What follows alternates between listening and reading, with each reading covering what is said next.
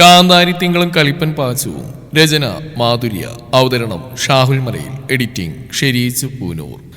അടുത്ത നിമിഷം ചെക്കൻ്റെ കണ്ണും ചുണ്ടും ഒരുപോലെ വിടർന്നു. വാവ്, അടിപൊളി സ്വാദ്. ഇത്രയും കൈപ്പുണ്യുണ്ടോ പെണ്ണിന്?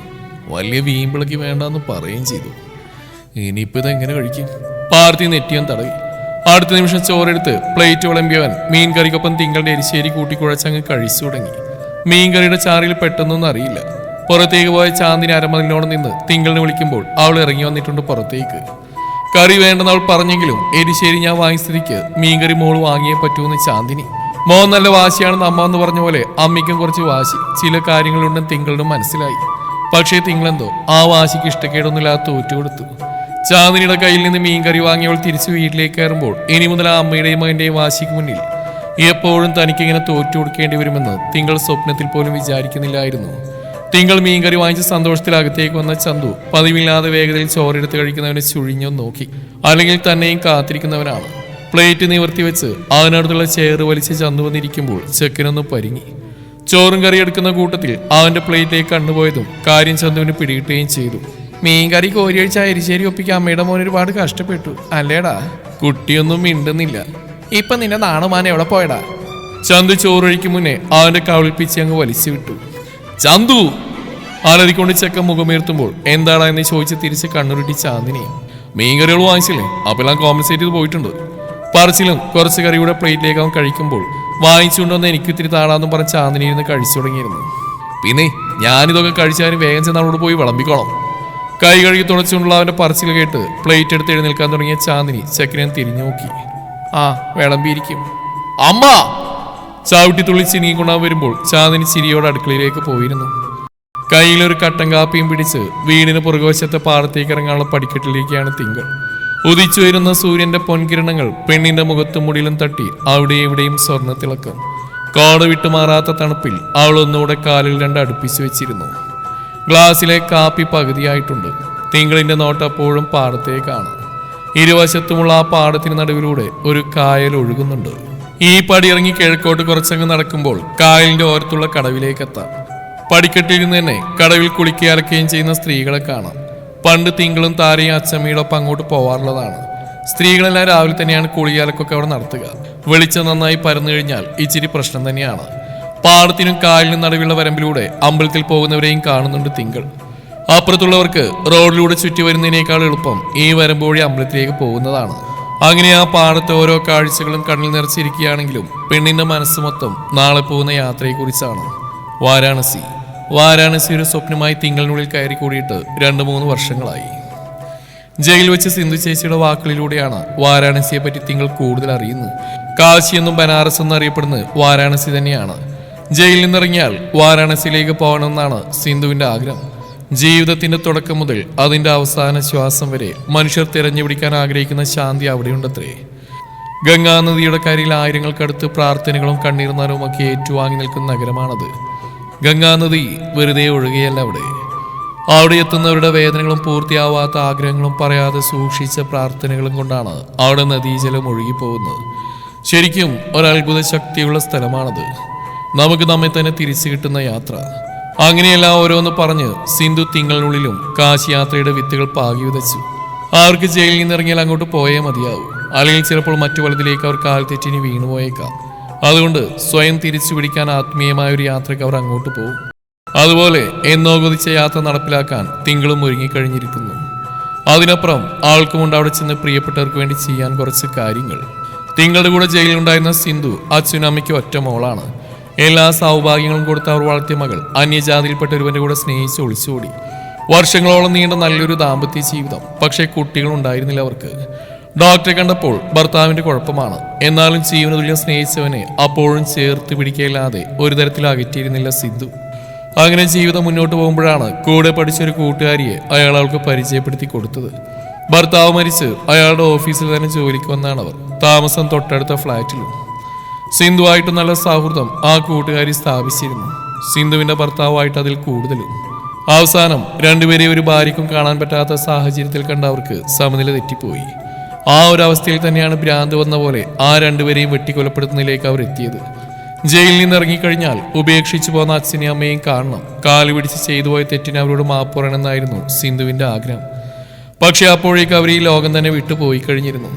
ആകെ തകർന്നു പോയവർക്ക് അങ്ങനെ ആശ്വാസത്തിനായി ഉള്ളിൽ കയറി കൂടിയ മോഹമായിരുന്നു കാശി. ചെയ്ത പാപങ്ങളെല്ലാം ഗംഗയിൽ സ്നാനം ചെയ്ത് ഒഴുക്കിക്കളയണം. അതാണ് അവരിൽ ഇനി ആകെ നിൽക്കുന്ന ആഗ്രഹം. തിങ്കളും അങ്ങോട്ട് പോവുകയാണ്. പാപഭാരം ഒഴുക്കിക്കളയാനോ മോക്ഷത്തിന് വേണ്ടിയോ അല്ല, അത് ജീവിതത്തിന്റെ പുതിയൊരു തുടക്കത്തിന് വേണ്ടി മാത്രം. അതിനപ്പുറം ആൾക്കൊണ്ട് അവിടെ ചെന്ന് പ്രിയപ്പെട്ടവർക്ക് വേണ്ടി ചെയ്യാൻ കുറച്ച് കാര്യങ്ങൾ. ട്രാവൽ ഏജൻസിയിൽ പോയി ട്രെയിൻ ടിക്കറ്റ് ബുക്ക് ചെയ്യാമെന്നായിരുന്നു തിങ്കൾ ആദ്യം കരുതിയത്. പക്ഷേ മിഥുൻ നിർബന്ധിച്ചിട്ടാണെങ്കിലും ആ സ്മാർട്ട് ഫോൺ വാങ്ങിയത് എത്രത്തോളം ഉപകാരമാണെന്ന് തിങ്കളിനിപ്പോൾ വ്യക്തമാവുന്നുണ്ട്. ഫോണിലൂടെ ഇപ്പോൾ എന്തും ചെയ്യാൻ അവൾ പഠിച്ചിരിക്കുന്നു. അല്ലെങ്കിൽ അതത്ര പാടുള്ള കാര്യമൊന്നുമല്ലല്ലോ. അതിനൊപ്പം കാശി യാത്രയെക്കുറിച്ച് ഒരുപാട് വിവരങ്ങൾ അവൾക്കതിൽ നിന്ന് ലഭിച്ചിട്ടുണ്ട്. സത്യം പറഞ്ഞാൽ കാശിയിലേക്ക് പോയി വന്ന പോലെയാണ് ഓരോ വീഡിയോ കണ്ടു കഴിഞ്ഞപ്പോൾ അവൾക്ക് തോന്നിയത്. ഇതൊക്കെ സത്യം തന്നെ ആയിരിക്കുമെന്നാണ് പെണ്ണിന്റെ വിശ്വാസം.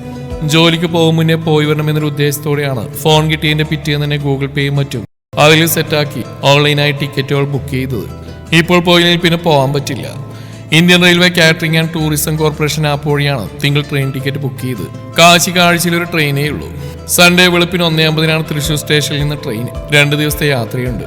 AC കമ്പാർട്ട്മെന്റിലാണ് ടിക്കറ്റ് തിങ്കൾ ബുക്ക് ചെയ്തത്. ട്രെയിനിൽ AC 3 ടയർ കോച്ചിൽ ലോവർ സീറ്റ് കിട്ടിയവൾക്ക്. ആദ്യമായിട്ടൊന്നുമല്ല ട്രെയിൻ യാത്രയ്ക്ക് തിങ്കൾ പോകുന്നു. അച്ഛനൊപ്പം പണ്ട് എപ്പോഴും പഴനിക്കും തിരുവനന്തപുരത്തേക്ക് പോയി പരിചയമുള്ളതിനെ പേടിയൊന്നുമില്ല. ആരോടും അവൾ നാളെ പോകുന്ന യാത്രയെക്കുറിച്ച് ഇതുവരെ പറഞ്ഞിട്ടില്ല. അതിന് പറയാൻ മാത്രം ആരൊക്കെയാണ് തനിക്കുള്ളത്?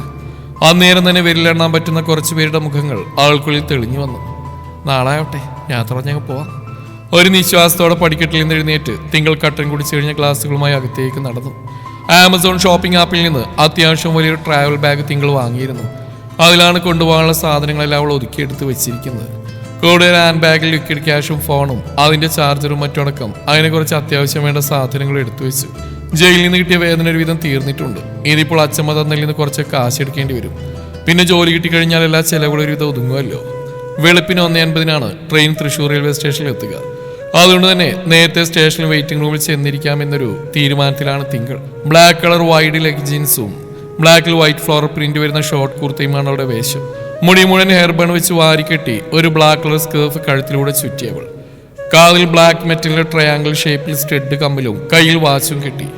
കണ്ണിന് മുകളിൽ മാത്രം ഐലൈനർ കൊണ്ടെഴുതി നീണ്ടു വളർന്ന് കൺപീലികൾ മസ്കാരയിട്ട് ഒന്നുകൂടെ വിടർത്തി. ചുണ്ടിൽ ലിപ്പാമും നെറ്റിൽ ചെറിയൊരു കറുത്ത വട്ടപ്പൊട്ടും കൂടെ തൊട്ടതോടെ സ്വന്തം രൂപത്തിൽ സംതൃപ്തി വരുന്ന തിങ്കളുടെ ഒരുക്കം കഴിഞ്ഞിട്ടുണ്ട്. ചീക്കുവിനിട്ട് വെച്ചിരിക്കുന്ന ബൗളും അവന്റെ തീറ്റയും എടുത്ത് ആൾ നേരെ അപ്പുറത്തേക്ക് നടന്നു. ഇവനെ ചാന്ദിനി ഏൽപ്പിച്ചാലേ പോകാൻ പറ്റൂ. ഇവനെ നന്നായി നോക്കുമെന്ന കാര്യത്തിൽ അവൾക്ക് യാതൊരുവിധ സംശയവുമില്ല. ചാന്ദിനി ഡാൻസ് ക്ലാസ്സിലേക്ക് പോകും മുന്നേ പോയി കാര്യം പറയണം.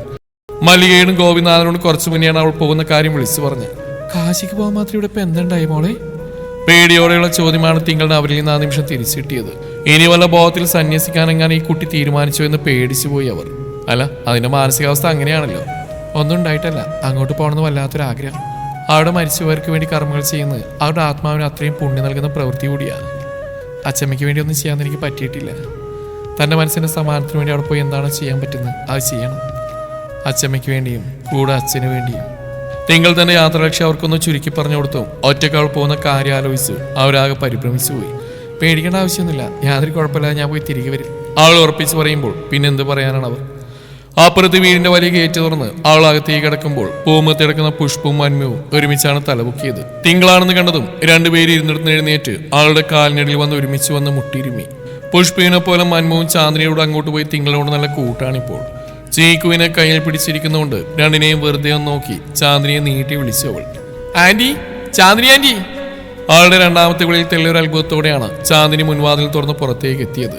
താൻ അങ്ങോട്ട് പോവാതെ തിങ്കളായി ഇങ്ങോട്ടേക്ക് വരുന്നു. അവളുടെ ഈ വിളിയുമൊക്കെ ആദ്യത്തെ അനുഭവമാണല്ലോ. പുറത്തു നിൽക്കുന്നവളുടെ വേഷ രൂപവും കൊണ്ട് ആ അത്ഭുതം ഒന്നുകൂടെ കൂടി. മോളിതെങ്ങോട്ടാ? അത് ഈ വേഷത്തില്? എന്നാലും കാണാൻ നല്ല ചന്തമുണ്ട് കേട്ടോ. ചീക്കുവിനെ എന്തെടുത്തോണ്ട് പോണേ? ദൂരെ എങ്ങോട്ടേലും പോവാണോ മോള്? ആൾ ഇങ്ങോട്ടൊന്നും പറയാൻ സമ്മതിക്കാതെ തുരിതിരെ ചാന്ദിനി ചോദ്യങ്ങൾ ചോദിക്കുമ്പോൾ അവർ പറഞ്ഞു കഴിയും വരെ വെയിറ്റ് ചെയ്തതിന് ശേഷമാണ് തിങ്കൾ തന്റെ കാര്യങ്ങൾ പറഞ്ഞു തുടങ്ങിയത്. വാരാണസിയോ? അതെവിടെയാ?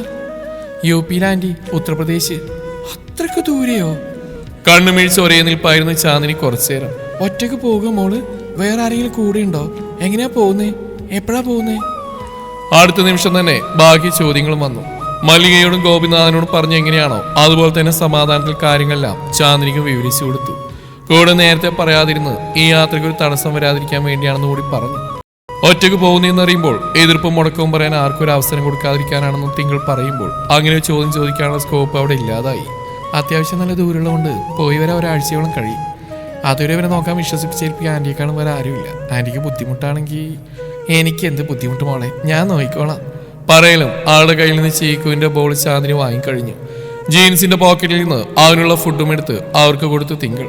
മോളൊറ്റക്ക് എനിക്ക് അങ്ങോട്ട് ഒന്നുകൊണ്ടും വ്യാകുലപ്പെടേണ്ട ആൻറ്റി, ഒറ്റക്കായിട്ട് ഒരുപാട് നാളായി. ഞാൻ ഒരു കുഴപ്പമില്ലാതെ പോയി തിരിച്ചു വരും. നേരത്തെ ചിരിയോട് ഒരിക്കൽ കൂടി ചാന്ദിനിയുടെ മുഖത്തേക്ക് നോക്കി അവൾ യാത്ര പറയുമ്പോൾ ആരുടെ കലങ്ങിയ കണ്ണുകളിലേക്ക് വെറുതെ ഒന്ന് നോക്കി തിങ്കൾ.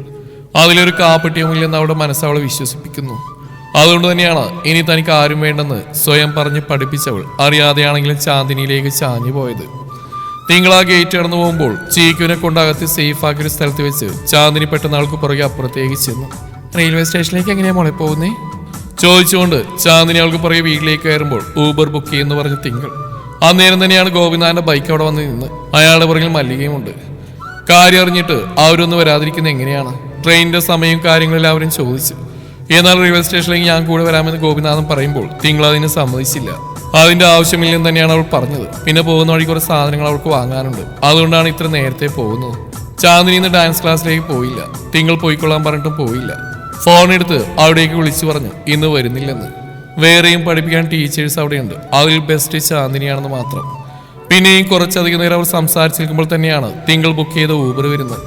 ഒരു 4:30 ആരോടെല്ലാം ഒന്നുകൂടെ യാത്ര പറഞ്ഞ് വീടെല്ലാം ഭദ്രമായി പൂട്ടി താഴിട്ട് താക്കോലും ബാഗിലാക്കി തിങ്കൾ കാറിലേക്ക് കയറി.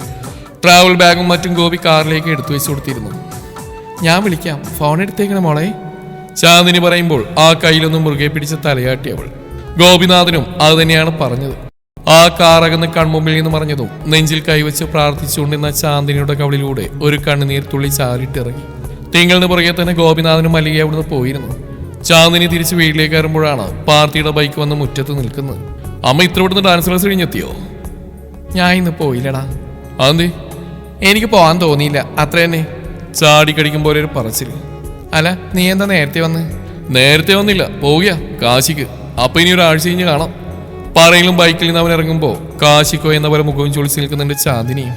പാർട്ടി അങ്ങനെ ഇടയ്ക്ക് ഫ്രണ്ടിൻ്റെ കൂടെ ട്രിപ്പൊക്കെ പോകാറുള്ളതാണ്. പണ്ടൊക്കെ അമ്മയെ തനിച്ചാക്കി പോകുന്നതിൽ ചെക്കന് വിഷമൊക്കെ ആയിരുന്നെങ്കിലും ചാന്ദിനിക്ക് അതൊന്നൊരു പ്രശ്നമുള്ള കാര്യമല്ല. പിന്നെ ചാന്ദിനിയും ട്രിപ്പ് പോകാറുണ്ട്, ഡാൻസ് ക്ലാസ്സിൽ നിന്ന് കുടുംബശ്രീയിൽ നിന്നൊക്കെ. പാർട്ടി വീട്ടിൽ ഒറ്റയ്ക്കിട്ടുകൊണ്ട് തന്നെ. അതിൽ പക്ഷേ മോനിത്തിരി പ്രശ്നമുണ്ട്. പക്ഷേ ചാന്ദിനിക്ക് അതൊന്നും പ്രശ്നമില്ലാന്നേ. മോനില്ലാതെ അമ്മയ്ക്ക് പറ്റും, പക്ഷേ വീട്ടിൽ അമ്മയില്ലാതെ മോന് കുറച്ച് പാടാ. അതുപോലെ രണ്ടുപേരും ഒരുമിച്ച് കറങ്ങാനൊക്കെ ഇടയ്ക്ക് പോകും. ബീച്ചിലോ പാർക്കിലോ മാളിലോ സിനിമക്കൊക്കെയോ. അല്ലാതെ വലിയ ട്രിപ്പൊന്നുമില്ല. വീട്ടിൽ വേറെ അംഗങ്ങളുണ്ടല്ലോ, ആ ഒറ്റകൾ ഒറ്റയ്ക്കിട്ട് പോകാൻ പറ്റുമോ? നീ എന്താണ് നേരത്തെ പറയാണ്ടിരുന്നേ? കൊണ്ടുപോകാനുള്ള ബാഗ് എടുക്കുന്നവരെ നോക്കി അവന് ഡ്രസ്സ് മടക്കി വെച്ചുകൊണ്ടാണ് ചാന്ദിനിയുടെ ചോദ്യം. അതിനിത് മുൻകൂടി പ്ലാൻ ചെയ്തൊന്നല്ലമ്മ. കാശി വിസിറ്റ് ചെയ്യാനുള്ള ബെസ്റ്റ് ടൈമല്ലേ ഇത്. ഇന്നലെ ഇതും പറയുന്നുണ്ടായിരുന്നു ട്രെയിൻ ടിക്കറ്റ് കിട്ടിയാൽ നമുക്ക് പോവാന്ന്. തൽക്കാലം എടുത്താവൻ ടിക്കറ്റ് കിട്ടി, ദേ പോവാ. അതിന് ചാന്ദിനിയൊന്ന് മൂളി. എന്താണ് മുഖത്തൊരു വൈക്ലഭ്യം? സാധാരണ ഞാൻ എങ്ങോട്ടെങ്കിലും പോകുമെന്ന് പറയുമ്പോൾ ഇങ്ങനെ അല്ലല്ലോ മുഖം. പ്രവീണ ഞാൻ ഇങ്ങോട്ട് ഒരു കൂട്ടിന്, പിന്നെ അപ്പുറത്തും കൂട്ടിന് വേറെ ആളുണ്ടല്ലോ. തിങ്കളുടെ ഉദ്ദേശിച്ചാണ് അവരെ പറഞ്ഞ് ചാന്ദിനിക്ക് മനസ്സിലായി. അപ്പോഴാണ് തിങ്കൾ പോയ കാര്യം അവനോട് പറഞ്ഞില്ലല്ലോ എന്ന് ഓർത്തു. അതിന് തിങ്കൾ അവിടെ ഇല്ല വാച്ചു. ഇല്ലേ? അവളിങ്ങോട്ട് പോയി. കണ്ണു മിഴിച്ചവന്റെ ചോദ്യം. വാരാണസിക്ക്. എവിടേക്ക്? ചെക്കൻ്റെ കയ്യിൽ നിന്ന് മടക്കി വെച്ച ഷർട്ടോടെ നിലത്ത് വീണു. വാരാണസിക്കടാ. ചാന്ദിനി സ്വാഭാവികമായി അത് പറഞ്ഞു കഴിഞ്ഞപ്പോഴാണ് പെട്ടെന്ന് തലയിൽ കൊള്ളിയാൻ മിന്നിയത്. ഈ വാരാണസിയും കാശി ഒന്നല്ലേടാ? അതിന് പാർത്തി അമ്മയെ കണ്ണു ചുരുക്കി നോക്കി. ആ കുട്ടി വാരാണസി എന്ന് പറഞ്ഞപ്പോ എനിക്കത് പെട്ടെന്ന് കത്തിയില്ല. ചേടാ, അപ്പൊ നീയും തിങ്കളും ഒരേ ട്രെയിനിലാണോ പോകുന്നേ? പിന്നെ എനിക്ക് വേറെ സ്പെഷ്യൽ ട്രെയിനൊന്നുമില്ല, അതിന് തന്നെയാ ആകെ ഒരു ട്രെയിനുകൾ കാശിക്ക്. പറയുമ്പോൾ ഉള്ളിൽ നുരഞ്ഞു പൊന്നുന്ന സന്തോഷവും എക്സൈറ്റ്മെന്റ് പുറത്തേക്ക് വരാതിരിക്കാൻ പാർത്തി അത്രയധികം പാടുവിട്ടുപോയി. 1:50 ട്രെയിൻ അവൾ ഇത്ര വേഗം പോയോ? പോകുന്ന വഴിക്ക് എന്തൊക്കെയാ വാങ്ങാനുണ്ടെന്നൊക്കെ പറയുന്നുണ്ടായിരുന്നു മോള്. പിന്നെ അത്രയും വൈകി രാത്രി യാത്രയേക്കാൾ നല്ലത് സ്റ്റേഷനിൽ വെയിറ്റിംഗ് റൂമിൽ പോയി ഇരിക്കുന്നതാണെന്ന് തോന്നിക്കാണോ അതിന്? എന്തെങ്കിലും ആയിക്കോട്ടെ, നിങ്ങളും കൂടെ പോകുന്നുണ്ടല്ലോ അങ്ങോട്ട്. ഇപ്പോഴാ മനസ്സിനൊരു സമാധാനമായത്. നേരത്തെ ഉണ്ടായിരുന്ന ശോകഭാവമൊക്കെ മാറി ചാന്ദിനിയുടെ മുഖവും മനസ്സും നല്ലപോലെ തെളിഞ്ഞു. അന്നേരം ഇത്ര നേരം ഇല്ലാത്ത തിരക്കിൽ ബാഗിൽ സാധനങ്ങൾ കുത്തിക്കയറ്റുന്നതിനൊപ്പം പാർത്തി മിഥുനെ കോൾ ചെയ്യുന്ന കാര്യം പറയാൻ എയർപോർട്ട് ഫോണിൽ കണക്ട് ചെയ്ത് ചെവിയിലേക്ക് വെച്ചിരുന്നു. പക്ഷേ ഫോൺ എടുത്തവൻ ഞാൻ ബാത്റൂമിലാടാ, വേഗം റെഡി ആയിക്കോന്ന് പറഞ്ഞ് അങ്ങോട്ട് പറയുന്ന കാര്യം കേൾക്കാൻ സമയമില്ലാതെ ഫോൺ വെച്ചതും. എന്നാ നീ ട്രെയിനിൽ വെച്ച് കാണുമ്പോൾ പറഞ്ഞാൽ മതി എന്ന പോലെ പാർട്ടിയും കോള് കട്ടാക്കി. ഇതിനിടയിൽ ചാന്ദ്രിയും തിങ്കളിൽ നിന്ന് വിളിച്ചു. ഇവർ കൂടെ വരുന്നുണ്ടെന്ന കാര്യം പറയാൻ ശ്രമിച്ചെങ്കിലും ആളുടെ ഫോണിലേക്ക് കോളും പോകുന്നില്ലായിരുന്നു. തുടരും ഈ കഥയുടെ ബാക്കി ഭാഗം നാളെ ഇതേ സമയം.